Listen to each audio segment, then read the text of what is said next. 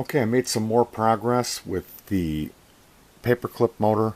I used the socket, which measured out to be 3.5 centimeter in that way, and didn't really do the best with the circle, but I was able to solder that together.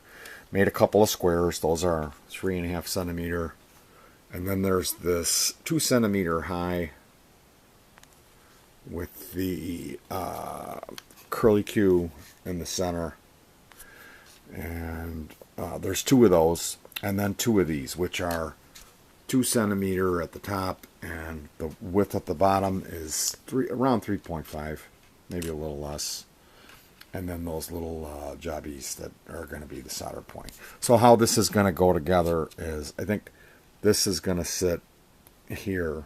I'm going to lay it down, and then let me get that straight. And then this will go. This will mount like that, with this being up as well. So yeah, I basically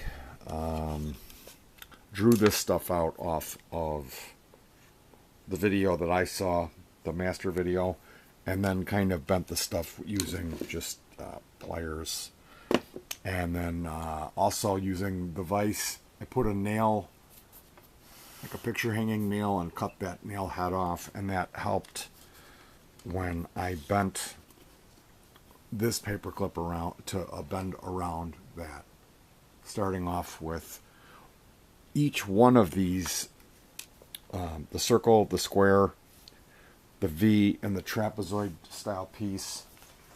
What they all have in common is what you do to start is you straighten out a paperclip the best of your ability. It's kind of tricky to get them perfectly straight, but you're going to do better off to straighten them out. And my technique for that was to tried a few different things, and believe me, you would think that there wouldn't be any trick to it, but there is. And what I found to be, I'm going to have to put this down for a second. What I found to be a good way to do it is you start by separating this a little bit, and then we're going to use the vise. I'm going to go ahead and crack the vise open, and then put this, forgive me, I've got it here in my vise. And then what I was doing was I was holding up this blade, and holding that, and then pulling this up to meet up against the blade. Or I was actually using the hammer and holding it there, just to have something, a straight edge at a 90-degree angle. And when I would pull that up and get it 90 with using that straight edge to push up against, then I would drop it down. And when I went through the entire process, it would kind of be curved. That I would end up with this like kind of curved. And then I would take this little peen hammer and tap it out. And that would help to kind of straighten them out a little better, to end up with what I have here, which is, as you can see, if you can see, I've got so much light, they're kind of straight. So I will probably, as I work with these pieces, as I grab one, I will probably try to do a little bit more straightening. But yeah, that's building the frame out. So let's see, it's 1, 2, 3, 4, 5, 6, 7 of these. I'm using jumbos, and they measure out to, let's take a look what they measure out to. This is a 15 centimeter ruler, so it looks like they're about 16 centimeters, because just by guessing, because like I said, it's a 15 centimeter ruler, but it looks to be, and it goes over, but it looks to me, they are labeled jumbo. This is a School Smart brand. I got these on eBay. So yeah, that is kind of important, to get paperclip that's long enough, or reduce the size.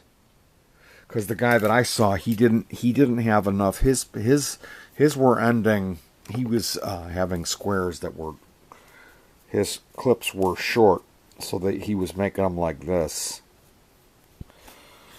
Yeah, that's tough to see. He was making them like this, and then soldering in a piece here. In here, he was doing a wire wrap and soldering in a piece there. So, because his weren't long enough. They were only that big, like that C shape.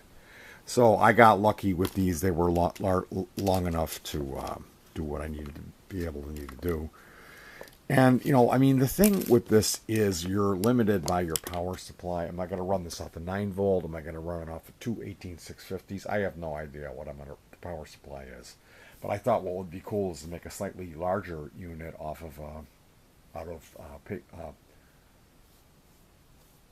coat hanger wire, and then a even smaller one, that slightly smaller than this, that would run off of a like a CR 2032, like a watch battery that you pop in there. Because there's a video of a solenoid style paperclip motor that's exactly what I'm talking about. That's absolutely beautiful, and you can tell. I mean, when you look at that one, it looks like I don't know what he used, but everything's really straight on it. This guy's probably a real perfectionist and a real good engineer rather than a hack like myself. So anyway, stay tuned for more on the Paperclip motor project, and thanks for tuning in.